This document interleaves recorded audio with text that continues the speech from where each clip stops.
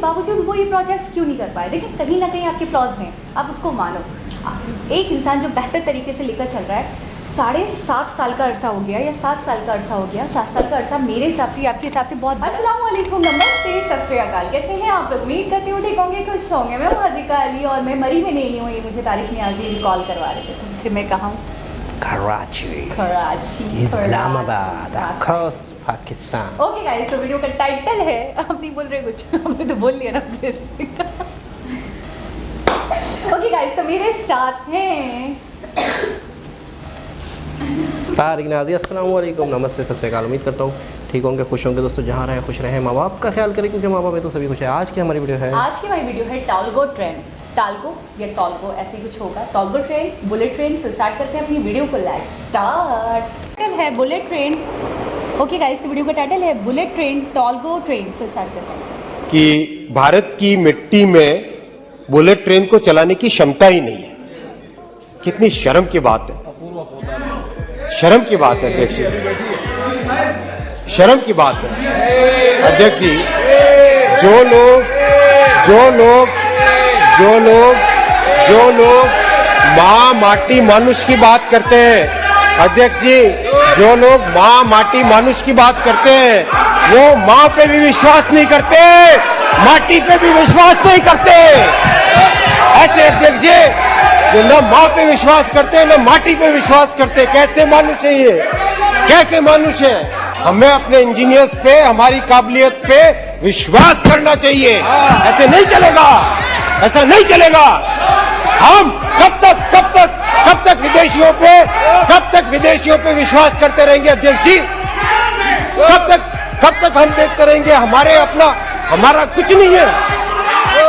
हमें अपने इंजीनियर्स पे, हमारे अपनी काबिलियत पे विश्वास करना होगा। आपको ये विश्वास करना होगा आपको विश्वास। ऐसे नहीं चलेगा। वंदे भारत को भी 200 किलोमीटर पर आवर की स्पीड के लिए अपग्रेड किया जा रहा है। जो वर्जन 1 था 160 180 का था, जो वर्जन 2 बन रहा है वो 160 180 प्लस बेटर पैसेंजर एमिनिटीज, और जो उसका आगे वाला वर्जन बन रहा है वो 180 से 200 kmph का बन रहा है। अध्यक्ष जी ये इस तरीके से चल रहा है। वाह, मजा आ रहा है। तो भाई तालियां बजाओ इसके लिए, तालियां बजाओ उनके लिए, तालियां बजाओ उनके लिए।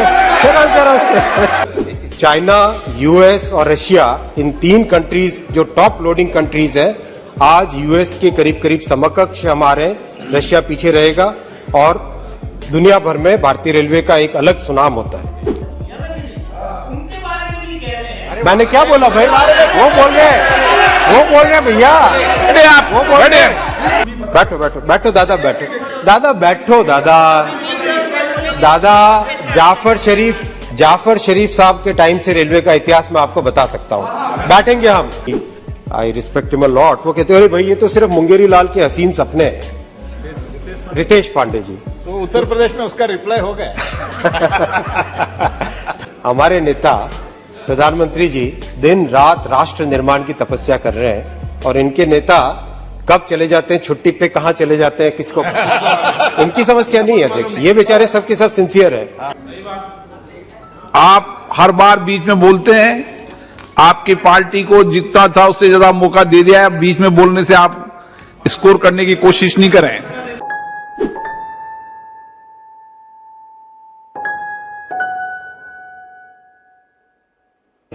कल एक मान्यवर सांसद महोदया ने कहा कि भारत की मिट्टी में बुलेट ट्रेन को चलाने की क्षमता ही नहीं है। कितनी शर्म की बात है, शर्म की बात है अध्यक्ष जी, शर्म की बात है अध्यक्ष जी। जो लोग माँ माटी मानुष की बात करते हैं अध्यक्ष जी, जो लोग माँ माटी मानुष की बात करते हैं, वो माँ पे भी विश्वास नहीं करते, माटी पे भी विश्वास नहीं करते। ऐसे अध्यक्ष जी जो न माँ पे विश्वास करते न माटी पे विश्वास करते, कैसे मानुष है ये, कैसे मानुष है अध्यक्ष जी। आई एम नॉट यील्डेड, काम चालू हुआ उस पे, और आज अध्यक्ष जी भाई इनकी आदत है ऐसा ही करने की। आप बोलिए। इनकी हमेशा आदत है ऐसा ही करने की, ऐसा ही करते रहेंगे। आप बोलो। तो 750 से अधिक पिलर अभी बन चुके हैं। हर महीने 8 किलोमीटर की रफ्तार से, 8 किलोमीटर की गति से पिलर्स का कंस्ट्रक्शन चल रहा है, जो कि आगे आने वाले समय में 10 किलोमीटर पर मंथ की गति से उसमें काम चलेगा। सारी की सारी बड़ी नदियां, नर्मदा, तापी, इन सब पे ब्रिज का काम चल रहा है। कौन कहता है कि भारत की मिट्टी में बुलेट ट्रेन नहीं चल सकती? शर्म की बात है जो ये कहता है अध्यक्ष जी, शर्म की बात है, शर्म की बात है, ये शर्म की बात है अध्यक्ष जी। अध्यक्ष जी, हमें अपने इंजीनियर्स पे, हमारी काबिलियत पे विश्वास करना चाहिए। ऐसे नहीं चलेगा, ऐसा नहीं चलेगा। हम कब तक विदेशियों पे विश्वास करते रहेंगे अध्यक्ष जी? कब तक हम देखते रहेंगे? हमारा कुछ नहीं है। हमें अपने इंजीनियर्स पे, हमारे अपनी काबिलियत पे विश्वास करना होगा। आपको ये विश्वास करना होगा आपको ये विश्वास। ऐसे नहीं चलेगा।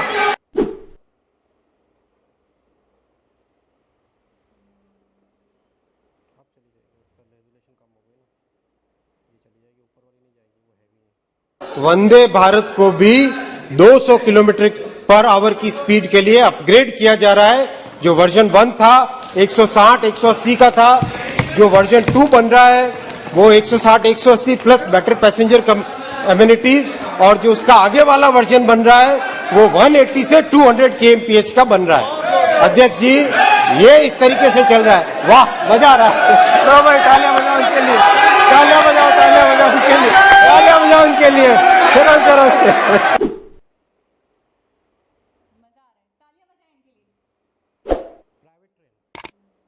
ट्रैक किसका है? ट्रैक भारतीय रेलवे का है। पटरी किसकी है? रेलवे की है। स्टेशन किसका है? रेलवे का है। ऊपर के जो बिजली के तार है वो किसके हैं? रेलवे के हैं। इंजन किसका है? रेलवे का है। ट्रेन की जो कोचेज है वो किसकी है? रेलवे की है। सिग्नलिंग सिस्टम किसका है? रेलवे का है। कहां प्राइवेटाइजेशन की बात है अध्यक्ष जी? कहीं कोई प्राइवेटाइजेशन की बात नहीं। मेरे पूर्ववर्ती माननीय मंत्री श्री पीयूष जी गोयल ने सदन के फ्लोर पे क्लियरली कहा था कि रेलवे एक ऐसा कॉम्प्लेक्स ऑर्गेनाइजेशन है, इसमें कहीं पर भी प्राइवेटाइजेशन की कोई बात ही नहीं है। कोई प्राइवेटाइजेशन की, रेलवे के प्राइवेटाइजेशन की बात नहीं है अध्यक्ष जी, एकदम स्पष्ट है। अध्यक्ष जी, मैं आपसे एक बार फिर अध्यक्ष जी नहीं जा रहे अभी। अध्यक्ष जी, मैं आपका एक बार फिर धन्यवाद देता हूं और मान्यवर सांसदों का धन्यवाद देता हूं कि एक बहुत ही अच्छे भावना के साथ, बहुत ही अच्छे कंस्ट्रक्टिव वे में चर्चा हुई, और आपके जो भी सुझाव है उन सुझावों को हम ओपन माइंड के साथ काम करेंगे।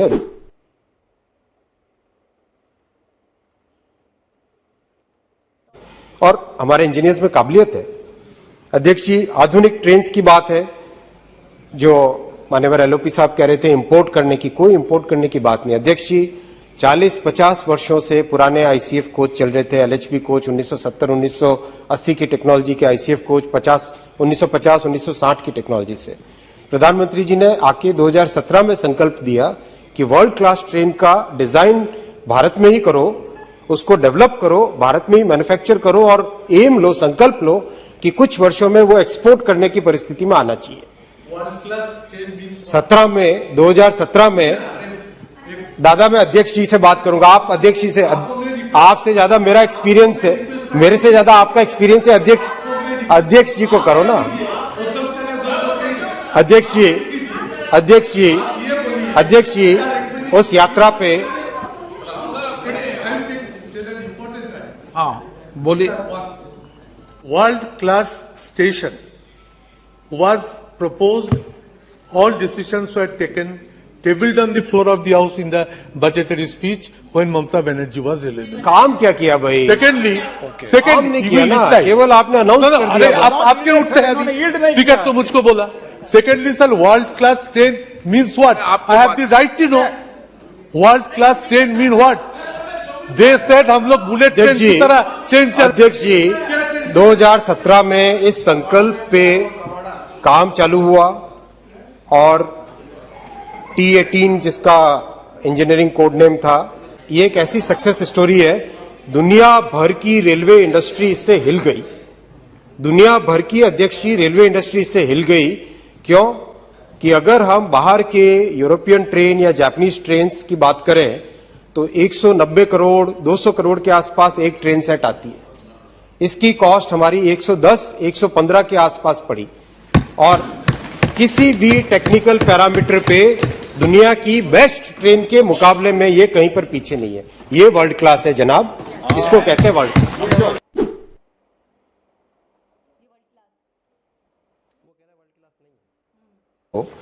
अध्यक्ष जी, ये जो ट्रेन बन रही है इसमें एयर कुशन है, एयर स्प्रिंग है। एयर स्प्रिंग का मीनिंग ये रहेगा कि जो नॉर्मल झटके जिस तरह से लगते हैं ट्रेन में, ट्रैक की कंडीशन पे भी निर्भर करता है और लोकोमोटिव यानी ट्रेन की कंडीशन पे भी निर्भर करता है। तो उसमें इस तरह की टेक्नोलॉजी लाई जा रही है जिससे कि पैसेंजर्स की जर्नी में एक सिग्निफिकेंट इंप्रूवमेंट आए। अध्यक्ष जी, सबसे बड़ी बात जो ऑटोमेटिक ट्रेन प्रोटेक्शन होता है, ऑटोमेटिक ट्रेन प्रोटेक्शन किसी भी रेलवे सिस्टम के लिए सबसे क्रूशियल टेक्नोलॉजी होती है। उसके लिए भारत में विकसित अपने ही इंजीनियर्स के द्वारा डेवलप्ड कवच का एक बहुत शानदार सफल डेवलपमेंट हुआ। अध्यक्ष जी, बताने में बहुत खुशी होती है कि इसका जो सेफ्टी का सर्टिफिकेशन है वर्ल्ड का जो हाईएस्ट लेवल होता है SIL 4 SIL 4 safety integrity level 4। SIL 4 का मीनिंग होता है, अगर आम भाषा में बात करें, 11,600 वर्षों तक जो मशीन काम करे सिर्फ एक बार फेल होगी, सिर्फ एक बार फेल होने की संभावना उसकी। ये होता है SIL 4 का लेवल। इस लेवल का सर्टिफिकेशन इसका इंटरनेशनल एजेंसीज जो इंटरनेशनल सेफ्टी असेसर्स होते हैं उनके द्वारा किया गया है। तो ये लेवल का है। कॉस्ट उसकी सिग्निफिकेंटली कम बाकी दूसरे विदेशी सिस्टम से। तो इस तरह का सिस्टम डेवलप किया। अब इस वर्ष बजट में 2000 किलोमीटर का टारगेट लिया है। उससे लर्निंग आएगी, सीखेंगे, फिर और उसको अपग्रेड करना पड़ेगा। 3000, 4000, 5000 किलोमीटर पर ईयर इसको आगे इंस्टॉल करना है। अध्यक्ष,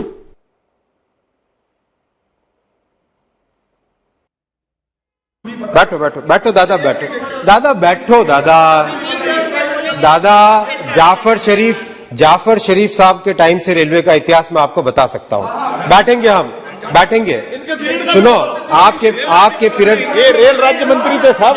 दादा मुंह मत खुलवाओ, दादा मुंह मत। अध्यक्ष जी, माननीय अध्यक्ष जी 9 से 14 में 0 किलोमीटर। और अध्यक्ष जी, मोदी जी ने आने के बाद में 1010 किलोमीटर का फ्रेट कॉरिडोर कंप्लीट कर चुके हैं। 1010 किलोमीटर। ये होता है काम, ये होता है काम। ये सुनिए दादा। अध्यक्ष जी मैं सिर्फ आंकड़े दे रहा हूं, मैं सिर्फ फैक्ट्स दे रहा हूं।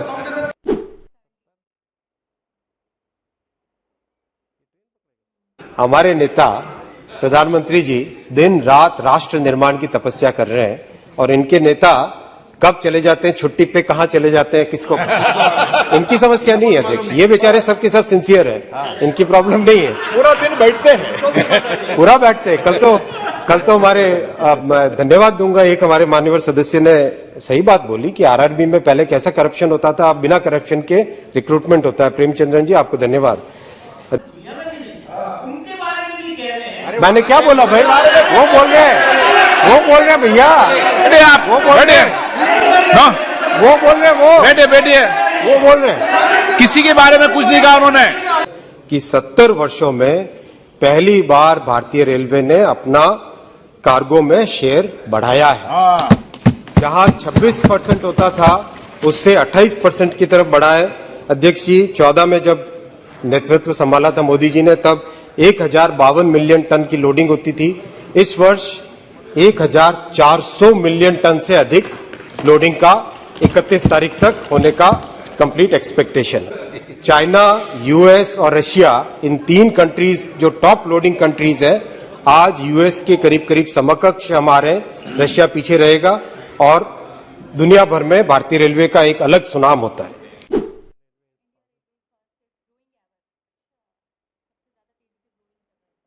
हमारे सांसद महोदय, बहुत यंग सांसद Pandey ji, I respect him a lot, वो कहते हैं अरे भाई ये तो सिर्फ मुंगेरी लाल के हसीन सपने हैं।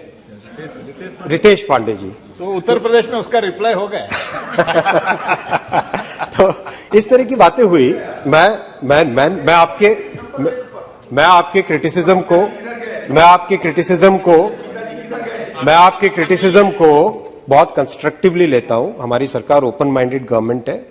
अध्यक्ष जी, जिनको काम करने के लिए कई दशक मिले, उन्हें आज स्वीकार नहीं होता कि 7 वर्षों में, 7.5 वर्षों में इतना काम कैसे हो गया, मोदी जी ने इतना परिवर्तन कैसे कर दिया। दुनिया में आज सब रेलवे, भारतीय रेलवे के बारे में बात कर रहे हैं, किस तरह से रेलवे ने इलेक्ट्रिफिकेशन में एक मिशन मोड में काम करके प्रधानमंत्री जी के नेतृत्व में, जहां जो रेलवे इलेक्ट्रिफिकेशन मात्र 608 किलोमीटर होता था पर ईयर 2009 से 14 में, 14 से 19 में ये 3440 किलोमीटर पर ईयर होने लगा। सुनो अजीर बाबू, सुनिए तो, आपको मैं सारे नंबर्स आपको दे रहा हूं, आपको 9 से 14 का नंबर दे रहा हूं, उसके कंपैरिजन में दे रहा हूं। अध्यक्ष जी 31 मार्च तक, सुनो तो अध्यक्ष जी, 31 मार्च तक, आप जब मंत्री थे क्या हुआ ये पूछे। अध्यक्ष जी इस वर्ष, इस फाइनेंशियल ईयर के एंड तक 50,000 किलोमीटर कंप्लीट हो जाएगा।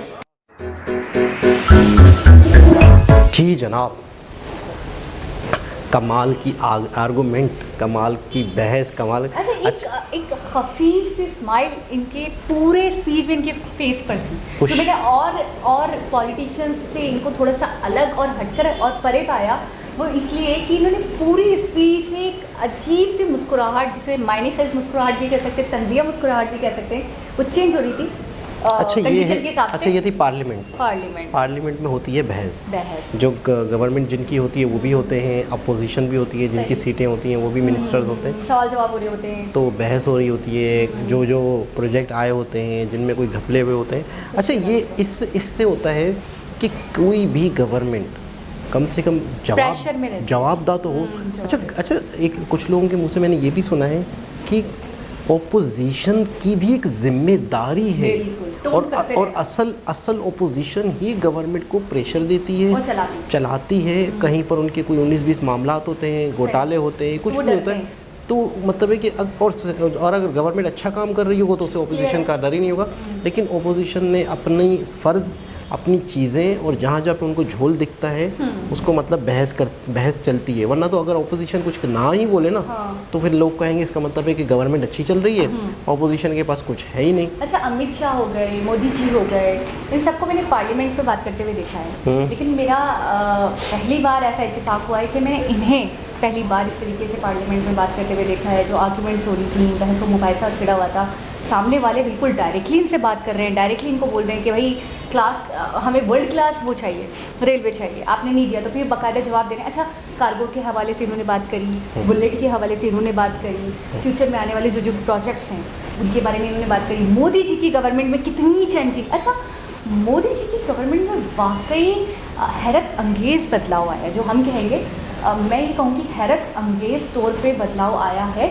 और ऐसा नहीं हुआ कि जो मोदी जी को एक तरीके से टाइम मिला, एक टर्नओवर मिला, वो टर्नओवर या वो टाइम किसी और उसको क्वालिटी उससे कम मिला, कांग्रेस उससे ज़्यादा रही, लेकिन उसके बावजूद वो ये प्रोजेक्ट्स क्यों नहीं कर पाए। देखिए, कहीं ना कहीं आपके फ्लॉज हैं, आप उसको मानो।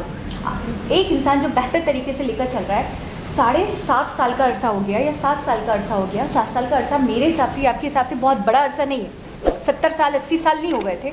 7 साल के अरसे में मैं ये कहूँगी इंडिया की छवि चेंज हो गई है। बता तो रहे हैं, इंडिया की इमेज कुछ और हो गई है दुनिया के सामने। बता तो रहे हैं कि जितना अच्छा इलेक्ट्रिक, पूरा रेलवे तकरीबन इलेक्ट्रिक ही करते जा रहे हैं, तो वो जो स्पीड बढ़ी है इलेक्ट्रिक करने की, जो ट्रेनें अपनी बनाना और अपनी ना सिर्फ अपनी बनाना बल्कि पूरी दुनिया को सप्लाई करना, उसके आंकड़े दिए हैं।